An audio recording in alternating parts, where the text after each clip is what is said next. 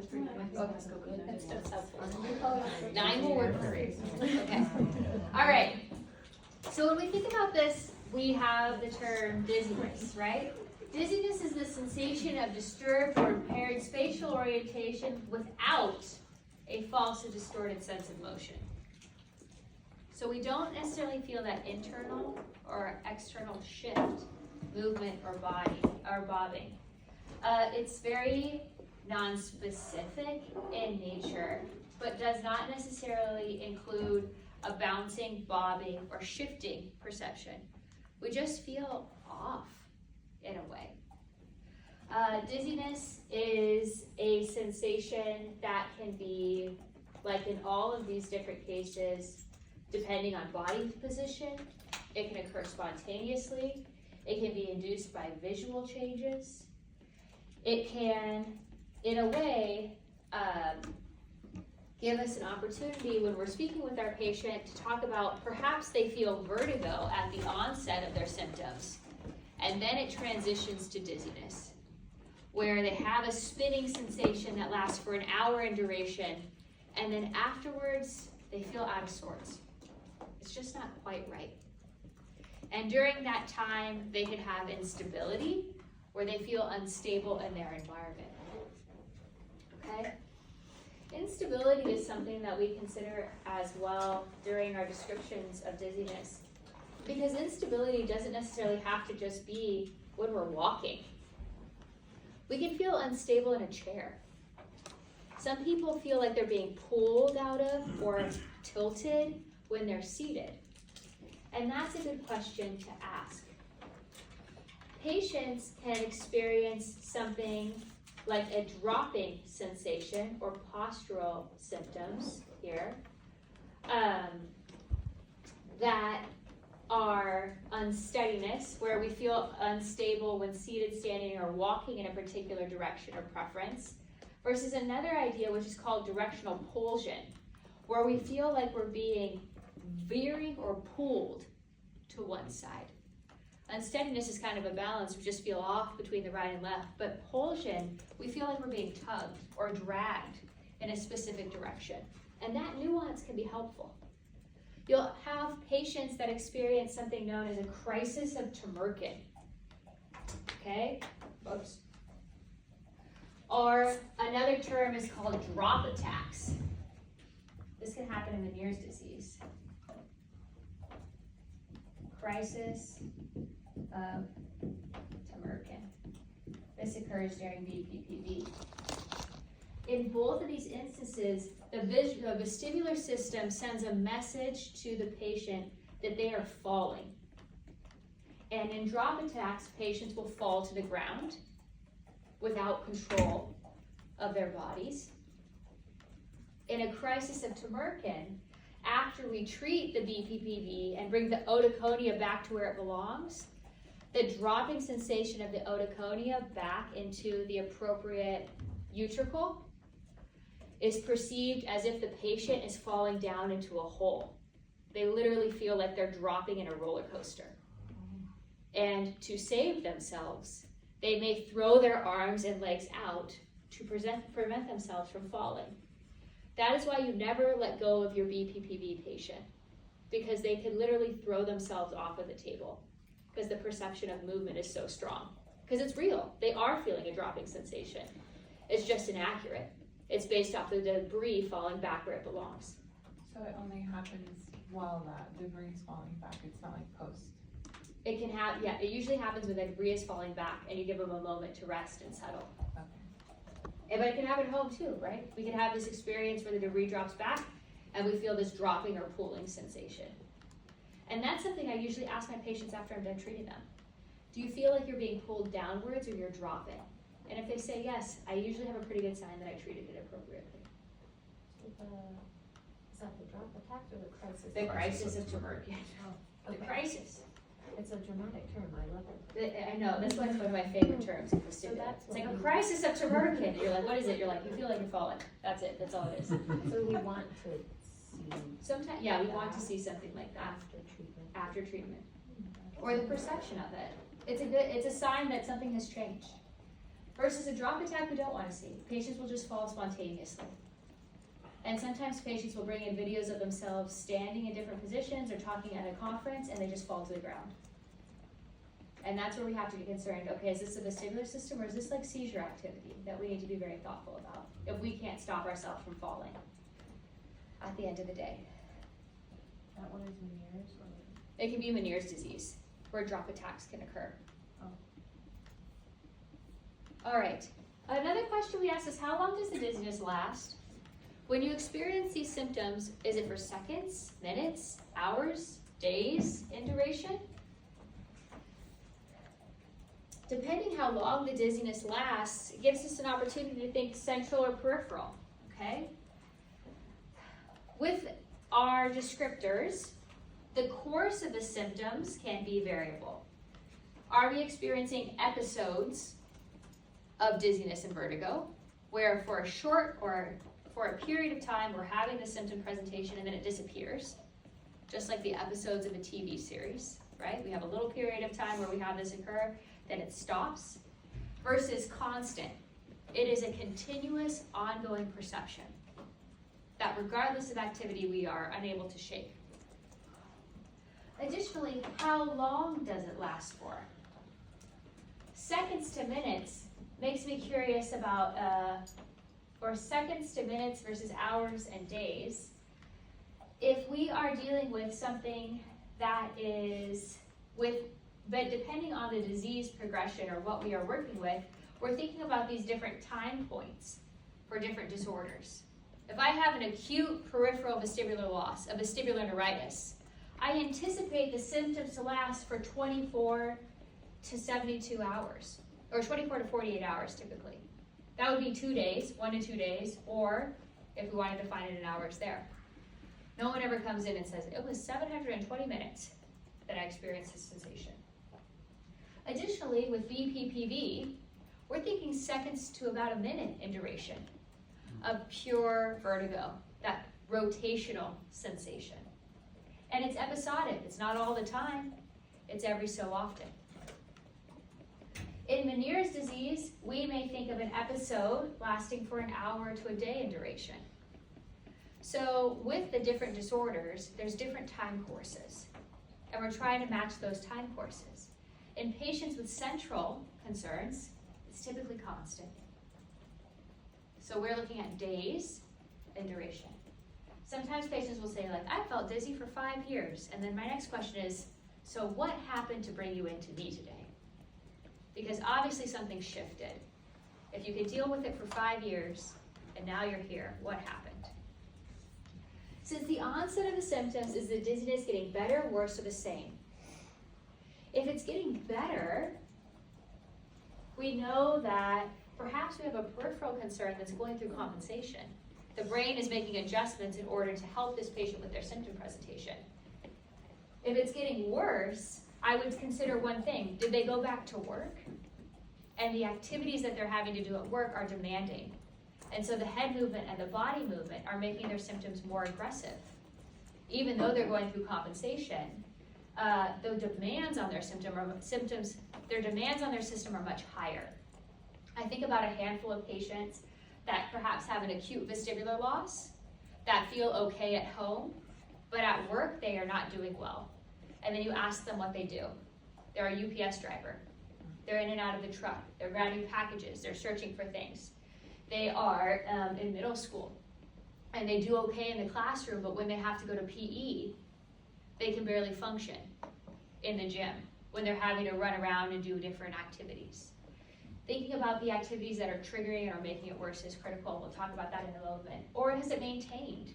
There's been no deviation. Once it started, it hasn't gotten better or worse. It's all the same as it was before. If it were getting worse, are we thinking peripheral also? If it's getting worse, we're curious about something that is invasive in nature, like a vestibular schwannoma, something that is growing and or impinging upon other sensory structures within that space. Additionally, other presentations, which would include vestibular schwannoma and F2, or perhaps it's getting worse because we have bilateral vestibular schwannomas. I think about one individual that I know with NF2. in his presentation, it started as just a sensation like I'm just not as athletic as I was before. And then it was a unilateral loss, and then it became a bilateral loss.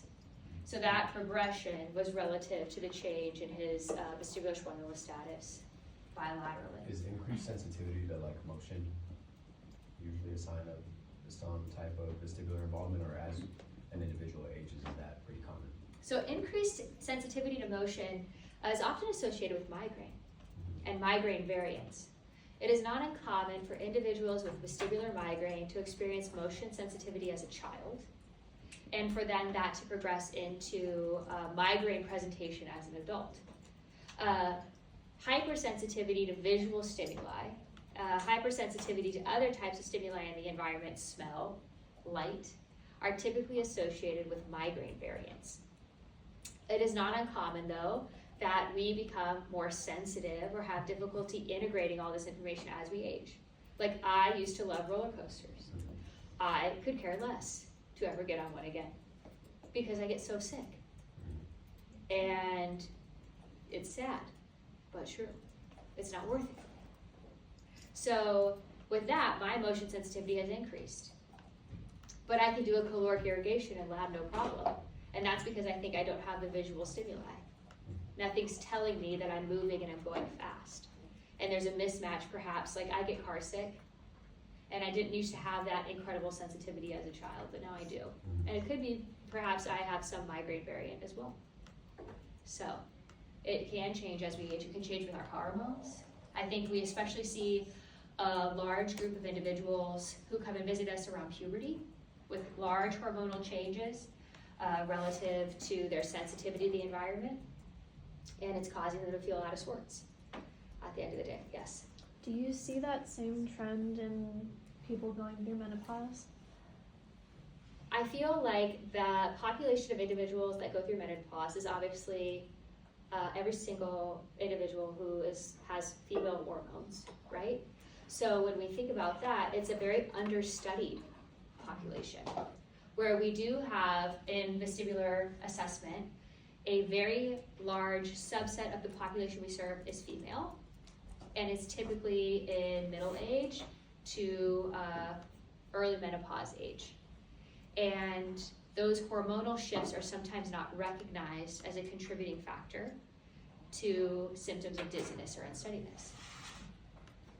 Where you'll ask about their cycle and or where they are in their kind of hormonal progression, and they'll note that I think I'm going through menopause. I think I'm in or starting or ending menopause, but that necessarily hasn't been focused on as a contributing factor to some of the things that they're talking about. Or they'll start new medication because of it, and that's making them feel unwell. So that's I feel like that population and that subset needs a lot more attention relative to some of the concerns that people experience. Short duration, intermediate duration, long duration. We're thinking about seconds to minutes in duration, minutes to hours, just chronic relative presentation sometimes, or days in duration. BPPV, superior canal dehiscence, vascular insufficiency. We're literally cutting off the blood flow to the vestibular system. That's going to cause a problem. Okay, medication effects, Chiari malformation. This is where the cerebellar tonsils, the bottom portion of your brain that rests where the foramen magnum is, that hole at the base of your skull, the cerebellar tonsils are sliding down into the foramen magnum. It's a thing. Your brain can escape from the skull, all right? As a result, these patients will experience pressure-induced dizziness, often accompanied by downbeating nystagmus, when they do a closed glottis maneuver, when they go to pull or push something heavy and hold their breath at the level of their throat. That increases their intracranial pressure, and as a result has symptoms of dizziness associated with it. Chiari malformation can also be associated with other signs of cerebellar change, changes in gait, changes in speech, changes in handwriting.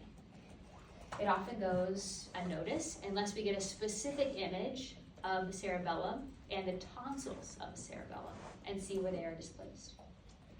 Intermediate duration, migraine, can last for minutes to hours in duration. Metabolic disorders, thinking about our autoimmune peers. Positional orthostatic tachycardia syndrome, or POTS. This is something that has come out of long COVID, and there was a very large subset of individuals that I was visiting with at USC following COVID diagnosis and then the ultimate diagnosis of long COVID. Anytime they're doing activities that will cause standing for extended periods of time or heat, we will become lightheaded and lose consciousness, pass out, have a racing heartbeat. So POTS is a concern on that front. Meniere's disease, transient ischemic attacks, which would be a type of stroke, panic attacks, obviously head injury, vestibular neuritis, a stroke, medication effects, labyrinthitis, all of these can be long duration in nature, where it's going to go for days to weeks to months. Maybe not the acute symptoms of vertigo for these two, but the dizziness, the instability, the uncertainty with quick movement, that will persist for much longer than the initial onset. Is there, if it's central versus peripheral, do you see a difference in duration, or is it kind of? When we think about our central presentation, typically constant, just all the time. I think you said that earlier. And That's okay. No, But you have those rogue individuals, right? Like in migraine, we can think about that as like a neural misfiring, electrical activity difficulty within the brain, which would be like a central type of concern. It can last for hours, but it typically tends to present itself episodically over and over again. That's where we start to get concerned about that. We can have vestibular migraine where we have symptoms of vertigo, but without migraine headache, which can be tricky. And in those presentations, capturing that and keeping track of it across time is critical. So can you make the dizziness happen? Can you trigger it for me? And when we think about this, what activities trigger your symptoms of dizziness? And do different activities trigger different types of dizziness?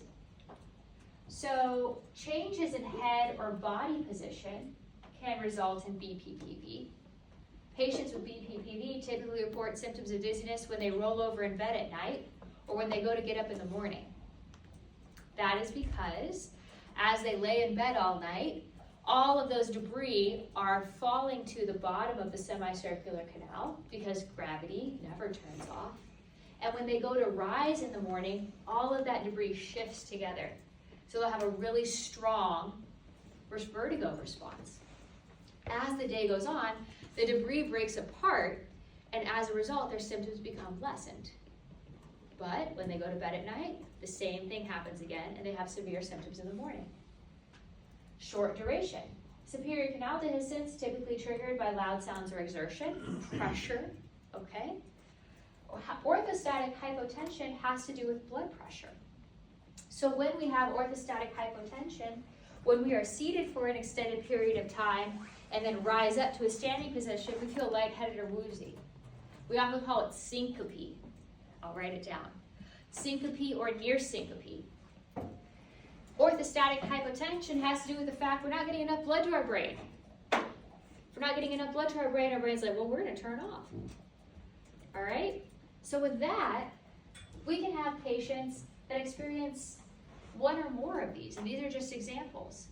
With a patient with vestibular neuritis or labyrinthitis, they may talk about how head turn triggers their symptoms, makes them feel more uncomfortable and unstable. All right, this is how you spell syncope. Syncope is actually fainting, actually passing out. Near syncope is almost fainting, but not passing out. That's when your vision goes, whoo, and then comes back. For some people, it just goes, whoo, and then they lose consciousness. And when that happens, is the vision is it like going black or is it going white? What can happen is we can have a narrowing of the vision of the peripheral, where they start to experience a blackout almost of their visual field. Okay. It can go white. It just depends for some individuals, I think. But it's almost like the system is turning off. And you can still hear around you usually. You're like, oh, I can still hear everything happening. I just can't see what's going on. That's why sometimes older adults will rise from a chair, and then the next thing you know, they're like this. and then they start walking, and you're like, what happened? It's syncope, near syncope. It's that lightheadedness related to changes in body position. Orthostatic hypotension. Changes in body position relating to a change in heart blood flow, resulting in that near fainting sensation. I see that in reports a lot, and I've been pronouncing it syncope. So no, It could be syncope. no, I think you're correct, because I've always used syncope. Nope. no, I've heard it, And I could be wrong. I've heard it out loud before, and I've never made the connection. As syncopal episodes Yeah. where people are having fainting episodes. It's like the word facetious, I thought it was pronounced fastidious when I would see it on the paper. Oh, don't ask me to spell that one. Now I know I don't have it that really one. is. It's pretty. Don't ask me to, this, I say I was not a spelling bee champion by any sense of the word, if you guys have learned that. Okay. Yeah. I thought it was So I facetious. have no idea if this is true, but, cause that happens to me when I get up from like the couch. So I had someone tell me that it's because I'm taller, that it takes longer for the blood to like, Could be possible. I don't know. It could be a height. It could just be that you have, because I mean, some people just have lower blood pressure. So they can't get the blood flow up enough. And that can happen to patients when they start taking blood pressure medication for high blood pressure. We've overcorrected now. It's too low, and now they feel woozy and unstable. It's making them feel sick. So that's a conversation always to have with patients, especially if they're reporting this lightheadedness with changes in body position. Did any of your medications change? And if so, when did they change? And did you start feeling it then? Just to get a sense. I mean, we also make the assumption that our patients are always taking the medications at the same time, the correct time. They're always eating with their medications. They're always drinking adequate fluid, right? But the likelihood that patients actually are following the rules of their prescriptions is sometimes unlikely. I will say that what I have found qualitatively is your most difficult vestibular appointment is always the 3 p.m. appointment. Because that person probably woke up at noon because they don't sleep well and they have a lot of other health conditions. They probably took their morning medications, which are supposed to be first thing in the morning with breakfast at noon. And they are dealing with a lot, and they come in, and typically there's a lot going on in that life. And you ask them how they sleep terribly, they're up all night. They take their night medications, which would be like 6 p.m. with dinner. They're taking them at like 10, which is 10 hours after they took the morning medication, so who knows how all that is interacting together. Like the medical management, it's one thing to give our patients all of the tools and resources, but it's another thing to see how they implement them at home. And if they don't have a lot of support, if they don't have a lot of help, or if they're so overwhelmed with everything going on with their health, they can't implement it, that's where we run into some challenges. And I'm sure you've all probably encountered where the medication management perhaps is not as straightforward as we would have liked, especially as we become more ill. And patients will sometimes take some liberties of when things should be taken.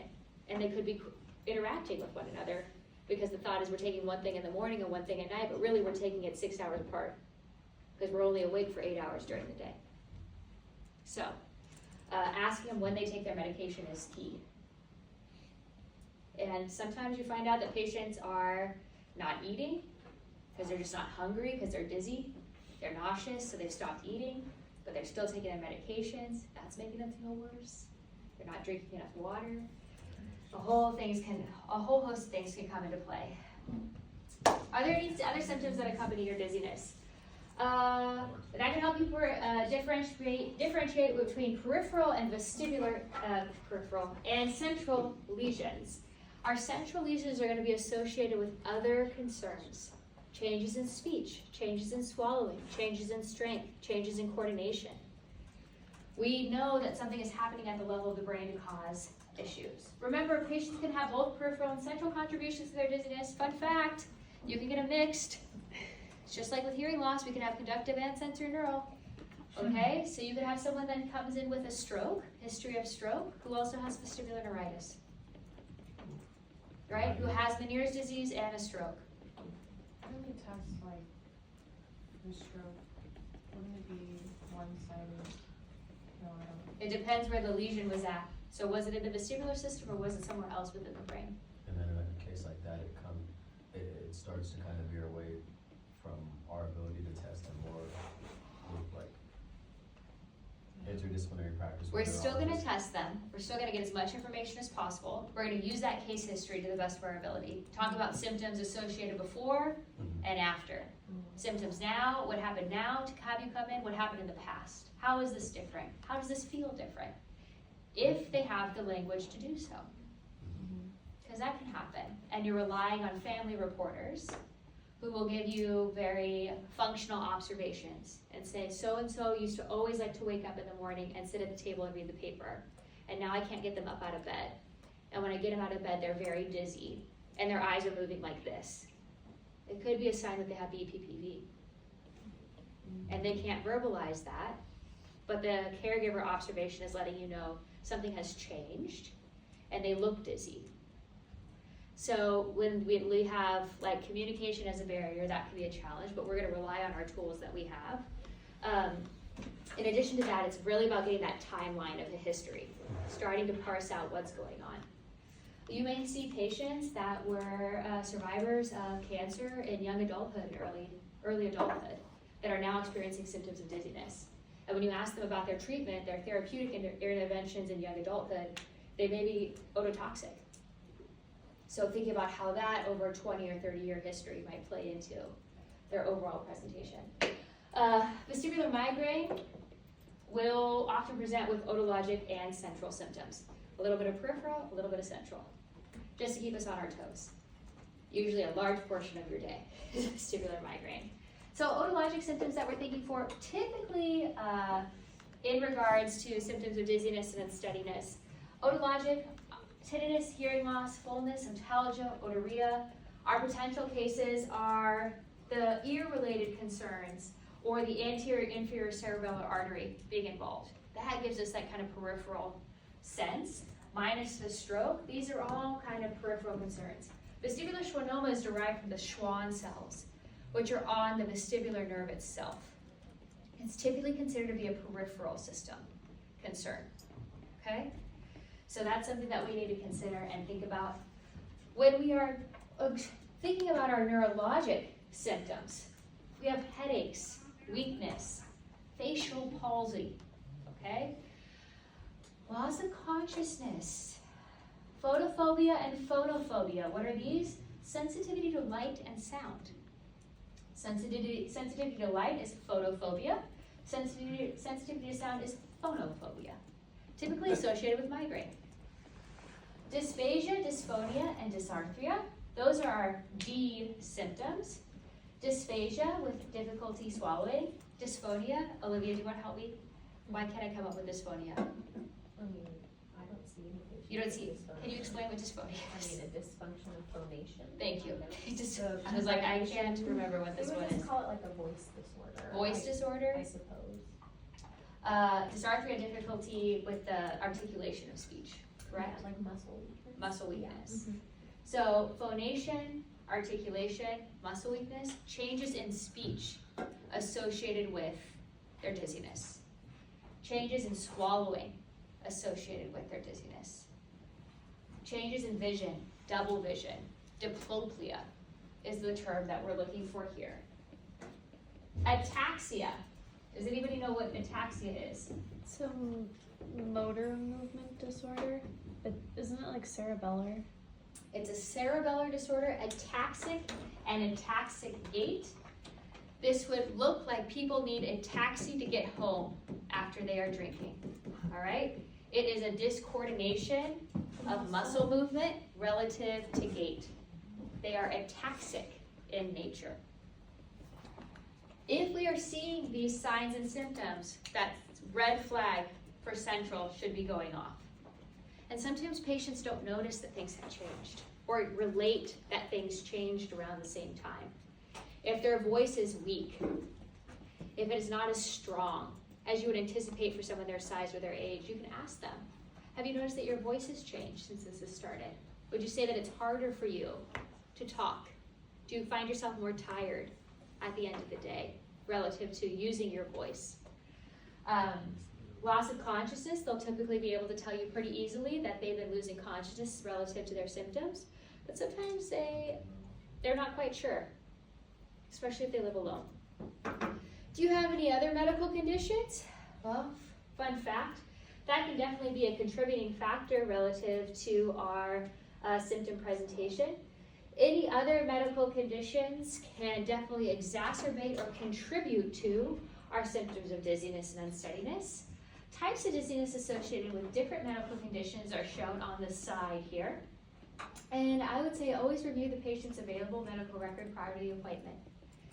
The more you know, the better prepared you are for who's going to walk through that door. And the less questions you have to ask them that are redundant in nature, that they've already explained before. And I think that can really help relative to letting them know that you've prepared for their appointment, and you can focus on the new things that they want to bring to you today.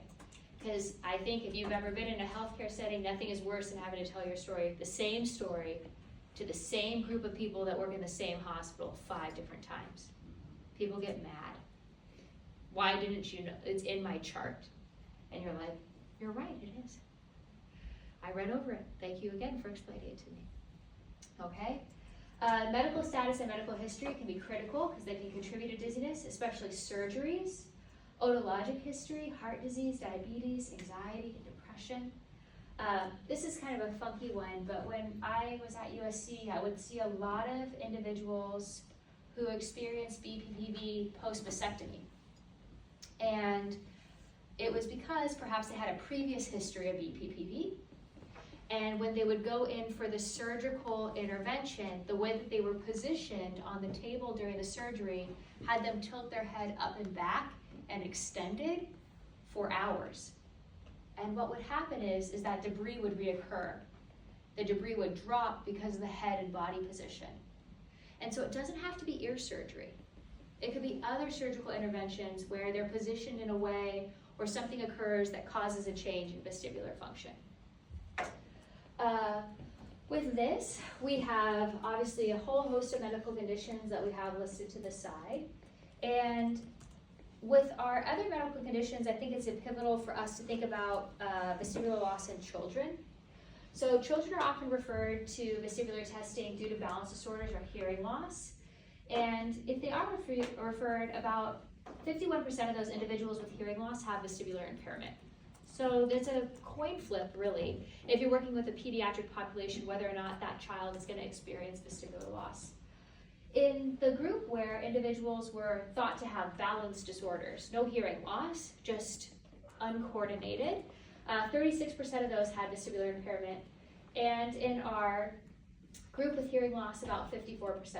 And children with significant hearing loss who were cochlear implant candidates, about 50% of them had vestibular loss. And vestibular loss can increase by 10% with CI surgery, depending on the surgical intervention as well as the inflammation process afterwards. In cochlear implant surgery, the insertion of the electrode in the scala tympani, it often blows right through the saccule. So we know we're going to lose the saccule in the surgical intervention for the most part. And when we think about this, patients can experience more inflammation, fibrosis within that space, ossification around the electrode, or endolymphatic hydrops in the inner ear, increased fluid buildup relative to the surgical intervention that can drive dizziness. There's a handful of adult patients that you visit with that will sustain a vestibular loss following cochlear implant surgery. And that's something to think about because anytime we fall, we risk hitting our heads. And when we risk hitting our heads, we risk hitting the implant. 1, we don't want our patients to hit their heads, period. But 2, we don't want them to hit their head to shatter and or displace the implant. Semicircular canal dysfunction can occur in 26 to 69% of patients, and that could be related to the fact that we have inflammation of the nerve. We're healing in that space. Additionally, otolith dysfunction, utricle or saccule, typically saccule, in 19 to 84%. You might think, wow, these are really wild spreads relative to vestibular loss. It has to do on surgery, regarding the surgeon, the surgical approach, the anatomy of the population that they're serving. Do they have pre-existing vestibular organs? Sometimes when we do the imaging, our vestibular organs are not intact. And that's because of the way that the cochlea and the inner ear were developed. So we have to think about that, yes. What did you say would damage the saccule? With the insertion of the electrode through the scala tympani, sometimes the saccule can be compromised in that process. Do they regain this function after a while, or it's just they will have vestibular? They will compensate, but the organ will always be lost. The compensation process will occur, we'll recognize there's a difference in function, but the organ will always be lost. Etiologies of hearing loss and vestibular loss. Vestibular loss can be variable in the following conditions. Hendred syndrome, Usher type 1, Usher type 3, Waardenburg, rubella, cytomegalovirus. Cytomegalovirus is a sneaky one. I think far more children have vestibular loss because of cytomegalovirus, but we don't catch them because they don't develop hearing loss. Additionally, cytomegalovirus can pop up even up to 7 years of age. So it's not something that just shows up in infancy. And there's a thought process that perhaps some of the unilateral hearing loss that we see in elementary school age children is just delayed cytomegalovirus. Connexin 26, Noonan syndrome. Vestibular loss in nearly all cases would be charge and meningitis, for sure, yes. When you say delay, do you mean like it lays dormant and then it's activated, or like they get infected later on? Lays dormant, it comes activated. That's the thought. For meningitis, is that vestibular loss always with hearing loss, or there can be vestibular loss without hearing loss? Typically always with hearing loss relative to the intervention process. With meningitis, we're going to be very aggressive with our treatment plan. Plus ossification of our auditory system and our inner ear following meningitis. So typically, I mean, when we think about meningitis, bilateral, right? Both sides. So these would be bilateral vestibular losses, in addition to bilateral, bilateral hearing losses as well. And a lot of families don't recognize that the vestibular system is associated with the auditory system. When we think about this as well, congenital vestibular disorders that can cause a change in the anatomical structure of the vestibular system. A sac-like inner ear can occur in all of these syndromes or and diverse vestibular inner ear defects, enlarged vestibular aqueduct, otogenolin, Usher, Pejvaken, thank you. Pejvaken disorder can have a change in the development of the vestibular system. And when we have changes in the development of the vestibular system, just because one canal or one portion appears to be compromised does not mean all 5 organs are compromised. So perhaps we have a loss of the horizontal semicircular canal and let's say the saccule, and perhaps the utricle, just based off the way that the system was formed. It doesn't mean the anterior and posterior canal aren't working and providing information. So that's where vestibular testing is still helpful. Even though the imaging shows a change in vestibular function, it's not one unit, it's 5 organs. So just because one is missing or one is different doesn't mean the rest are not doing their work or what they should do. Is this unilateral or bilateral? It can be unilateral or bilateral. In our patients with enlarged vestibular aqueduct, they can show signs and symptoms of vestibular system involvement that are very similar to Meniere's disease. Or they'll have flares of vertigo and obviously fluctuant hearing loss, in addition to flares of imbalance or disorganization of their system. So it can be a little funky. If they truly knock out their entire system, this is where we have to think about the loss of the complete vestibular system. So EVA is no joke. All right. With that in mind, I'm going to talk about one more little group here. We have to think about, or actually I'm not going to talk about them because guess what? We're out of time. So what we'll do here is on Monday in lab, we're going to dive into talking about and collecting our gaze testing, okay? And working through that. I have your test if you want to talk to me about it, that's fine, but I'm going to wait till everybody in the class takes it so we can wrap that up and put a bow on it and get it back to you, okay? Not bad, okay? You guys did good. And you'll be happy.